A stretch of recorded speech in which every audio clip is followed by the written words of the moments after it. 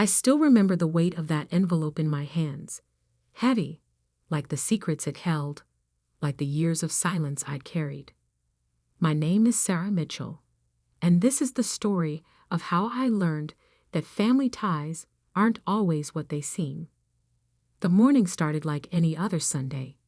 I was reviewing patient files in my small medical practice when my mother's text arrived. Family meeting. 3 p.m. Important discussion about Grandma Eleanor's estate. Everyone must attend. I knew what this meant. 3 months had passed since Grandma Eleanor's funeral, and the family had been circling like vultures around her property ever since. Especially my sister Victoria, who had always been the perfect daughter in my parents' eyes. Growing up, Victoria had mastered the art of appearance. Captain of the cheerleading squad, homecoming queen, married to a successful businessman by 23. Meanwhile, I chose a different path. Medical school, long hours, building my own practice from scratch.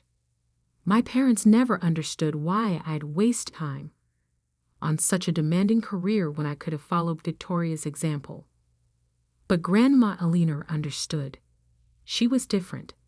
A self-made woman who built her real estate empire from nothing in the 1960s, when female business owners were rare. She taught me that success isn't about pleasing others. It's about staying true to yourself. You remind me of myself at your age, she'd tell me during our secret Sunday morning coffee meetings. Never let anyone dim your light, Sarah. What my family didn't know was that those coffee meetings weren't just about advice. They were about legacy. I parked my car outside my parents' Tudor-style home at exactly 2:55 p.m. Victoria's new Mercedes already sat in the driveway, gleaming like a trophy. Inside, the familiar scent of Mom's cinnamon potpourri filled the air, mixing with tension so thick you could cut it with a knife. The living room looked like a stage set for a power play. Mom and Dad sat on their leather sectional, Victoria and her husband James perched beside them like royalty. My younger brother Michael slouched in the corner, scrolling through his phone, trying to look disinterested but failing. "Sarah," Mom said, her voice clipped. "You're late." I checked my watch. 3:01 p.m. Actually, I'm right on time. Victoria smoothed her designer dress, a predatory smile playing at her lips. "Now that we're all here, I have an announcement." She stood, commanding attention like she'd done since high school. "As you know, Grandma Eleanor's main property, the Victorian on Maple Street, has been in limbo since her passing. Well, I have wonderful news." She pulled out a document with flourish. "I've been talking with the family lawyer. Since I'm the only one who's married, with a proper family life, it makes sense for James and me to take ownership of the house. We need the space for our growing family, after all." My parents beamed. Of course they did. Victoria was giving them exactly what they wanted. A picture-perfect family to brag about at their country club. "The papers just need signatures," Victoria continued, her voice dripping with false sweetness. "I'm sure you all agree this is the best arrangement. Sarah's too busy with her little doctor's office to maintain a property like that. And Michael, well," she cast a dismissive glance at our brother. I sat there, letting her words wash over me. 3 months of planning, of watching them scheme, had prepared me for this moment. I reached into my bag and retrieved an envelope, thick, cream-colored, with Grandma Eleanor's law firm's letterhead. "Before we sign anything," I said quietly, "I think we should review all the documents, including this one." Victoria's smile faltered slightly. "What's that?" "Something Grandma Eleanor left with her lawyer. Instructions to be revealed only after certain conditions were met." I placed the envelope on the coffee table. The room grew still, like the moment before a storm breaks. "What conditions?" my father demanded, leaning forward. I smiled, remembering Grandma's words during our last coffee meeting. The condition was waiting to see who would try to claim what wasn't theirs to take. Victoria's face flushed. "What are you talking about? I've already spoken with..." "A family lawyer?" I interrupted. "Yes, I know.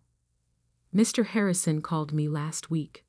Interesting how you forgot to mention our conversations, Victoria."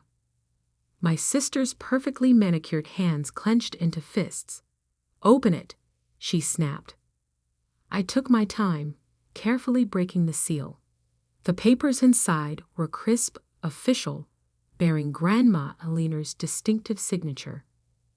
"Read it," I said, sliding the document across the table, especially the last page. "I think you'll find it illuminating." As Victoria snatched up the papers, I sat back, remembering all those Sunday mornings with Grandma, all the lessons she taught me about patience, perseverance, and justice.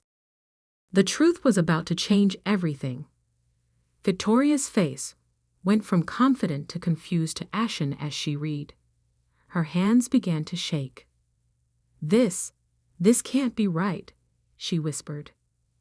Mom grabbed the papers from Victoria's trembling hands. Her eyes widened as she scanned the contents. "6 months ago," I said into the silence, "Grandma Eleanor legally transferred ownership of not just the Victorian, but all her properties to me. She also left specific instructions about how the family would react and what that would reveal about their true characters." The room erupted into chaos. Victoria lunged for the papers. My father started shouting about family loyalty, and my mother burst into tears. But I remained calm, just as Grandma had taught me. "There's more," I continued, my voice cutting through their protests. "Much more. And if you're ready to listen, I'll explain exactly why Grandma Eleanor made the choice she did." The story I was about to tell would shatter their perfectly crafted illusions. But sometimes that's exactly what a family needs. The silence that followed felt like glass about to shatter. Victoria stood frozen, the inheritance papers still trembling in her hands. My father's face had turned an alarming shade of red, while my mother dabbed at her eyes with an embroidered handkerchief, always one for dramatics. "You manipulated her," Victoria finally spat, her perfectly glossed lips twisting into a snarl. "You turned Grandma Eleanor against us during those little coffee meetings of yours." I pulled out my phone, scrolling to a video I'd kept safe for months. Actually, Grandma Eleanor wanted to explain her decision herself. The family gathered around as I pressed play. Grandma Eleanor's face filled the screen, her silver hair neatly styled, her blue eyes sharp as ever. The video had been recorded in her lawyer's office just 2 months before she passed. "If you're watching this," she began, "then exactly what I predicted has happened. Victoria has tried to claim the Victorian house, and your parents have supported her decision without consideration for fairness or truth." Victoria tried to interject, but Dad shushed her, his eyes glued to the screen. "For years," Grandma continued, "I've watched this family's dynamics with growing concern. I've seen how Sarah was treated, pushed aside, criticized for her ambitions, expected to give way to Victoria's demands. But I've also seen something else. I've seen Sarah build a medical practice from nothing, just as I built my real estate business. I've seen her help patients who couldn't afford care, quietly paying their bills from her own pocket. Meanwhile, Victoria." Grandma's face hardened. "Victoria and James have been living beyond their means for years. What this family doesn't know is that they've approached me multiple times for loans they never repaid. They've also tried to convince me to sign over properties to them, claiming they could manage them better. My mother gasped. Victoria's face had gone from red to white. But the final straw, Grandma continued, was what happened last Christmas. Victoria and James came to me with paperwork, asking me to sign what they claimed was a holiday card. I may be old, but I'm not foolish. It was a transfer deed for my entire portfolio, written in fine print they thought I wouldn't read. The video ended. The silence that followed was deafening. That's a lie, Victoria shrieked, but her voice wavered. James had suddenly become very interested in his shoes. I pulled out another document from my bag. Here's the deed they tried to trick her into signing. Grandma kept it as evidence.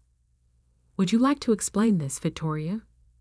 My sister's carefully constructed facade began to crack. We were just trying to help manage her affairs. She was getting older. She was sharp as ever. I cut in. Sharp enough to see through your scheme. Sharp enough to make her own decisions about her legacy. My father finally found his voice. But why you, Sarah?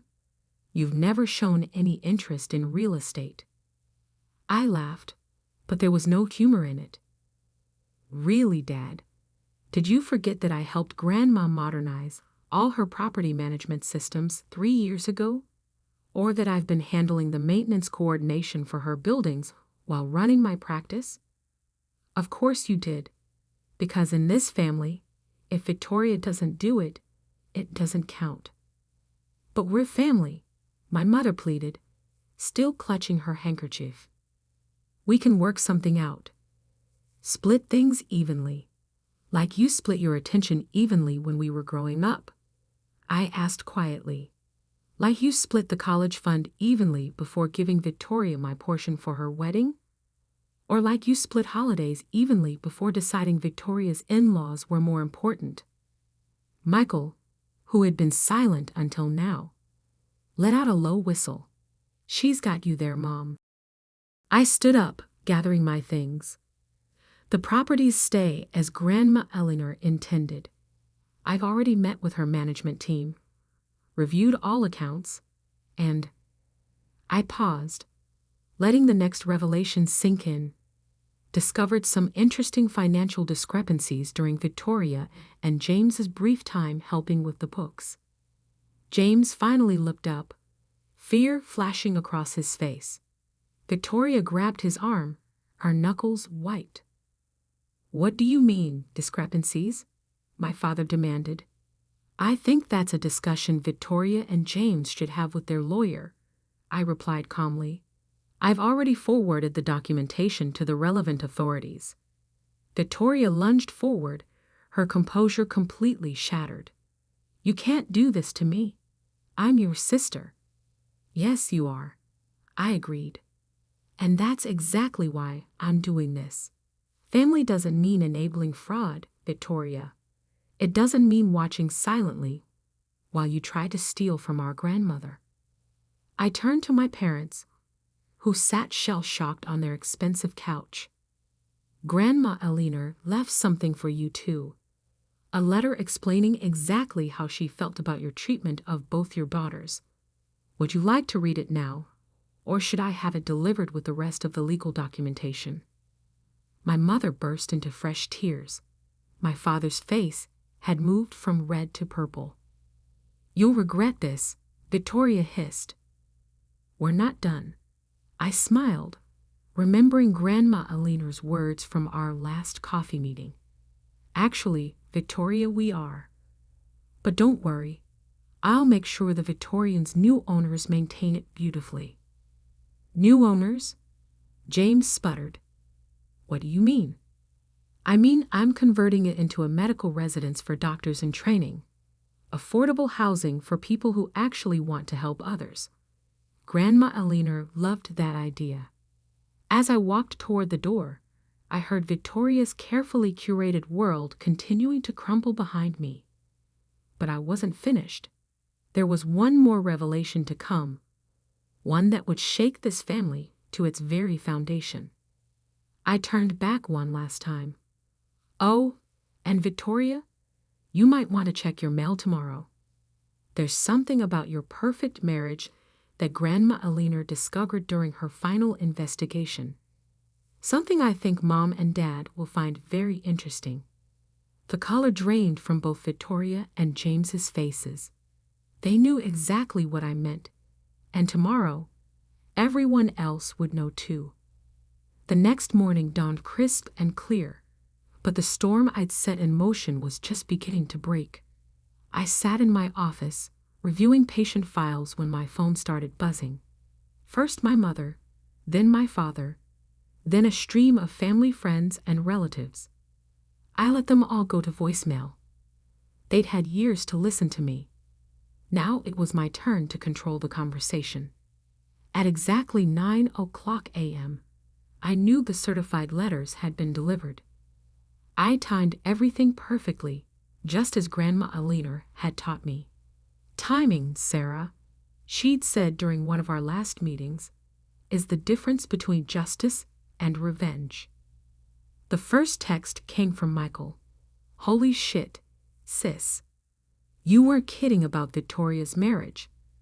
Mom's having a meltdown. I could imagine the scene at my parents' house as they read the private investigator's report Grandma Eleanor had commissioned before her death. The report revealed that James and Victoria's perfect marriage was built on a foundation of lies. Not only had James been embezzling from his company, which explained their mysterious wealth, but he had a second family in Boston, a wife and 2 children predating his marriage to Victoria. The proof was irrefutable. Marriage certificates, birth certificates, bank statements showing regular transfers, and photos of James at his other son's baseball games just last month. Victoria had to have known. The timeline proved she discovered the truth 3 years ago, but chose to maintain the facade, rather than lose her status as the family's perfect daughter.